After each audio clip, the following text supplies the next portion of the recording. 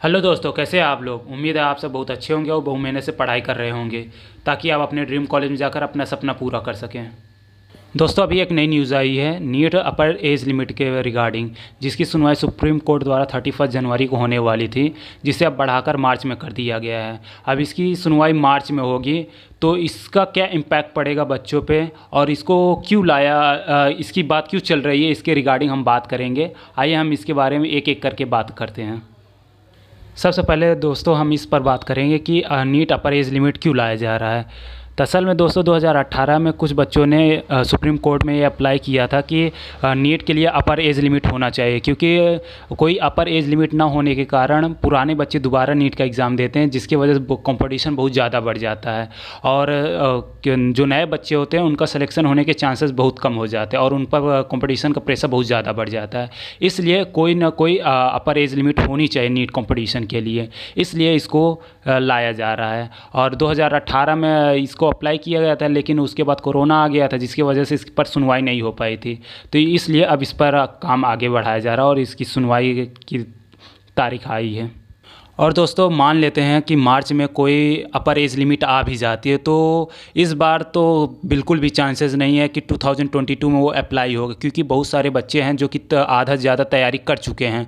तो इसलिए अब उनका साल बर्बाद नहीं करेंगे, इसलिए वो तो 2022 के लिए एप्लीकेबल नहीं होगा। अगर वो भी एप्लीकेबल होगा तो वो 2023 से स्टार्ट होगा, इस बार तो स्टार्ट नहीं होगा। इसलिए जो तैयारी कर रहे होंगे वो कोई चिंता करने की कोई ज़रूरत नहीं, वो अपने तैयारी पर ध्यान दे। अगर आ भी जाए कोई अपर एज लिमिट होगा भी ना, तो इस बार वो एप्लीकेबल नहीं होगा। जैसे पहले एग्ज़ाम होता था वैसे ही एग्ज़ाम होगा, इस बार कोई एज लिमिट नहीं होगा। जैसे पहले एग्ज़ाम देते थे बच्चे वैसे एग्ज़ाम इस बार दे सकते हैं। हाँ, अगले साल से ये एप्लीकेबल हो जाएगा, 2023 से एप्लीकेबल हो जाए, अगर हाँ कोई अपर एज लिमिट लागू होता है तो। अगर सुप्रीम कोर्ट सुनवाई करता है कि हाँ कोई अपर एज लिमिट लगा रहे हैं तो वो 2023 से एप्लीकेबल होगा। इस बार से 22 से कोई एप्लीकेबल नहीं होगा। इसलिए दोस्तों ज़्यादा चिंता करने की ज़रूरत नहीं है। आप अपने पढ़ाई में ध्यान दीजिए, अपने प्रैक्टिस में ज़्यादा से ज़्यादा समय बिताइए।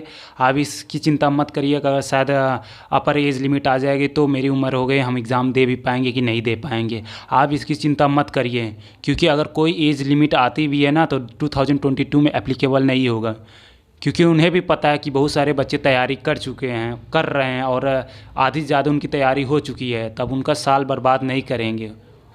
वो सब जानते हैं ये सब सारी बातें। इसलिए अगर एज लिमिट आती है तो वो 2023 से एप्लीकेबल होगी।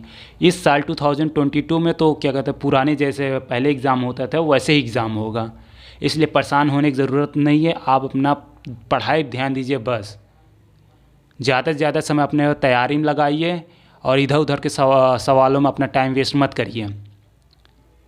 ठीक, आप अपनी पढ़ाई पर ध्यान दीजिए, लगातार मेहनत करते जाइए।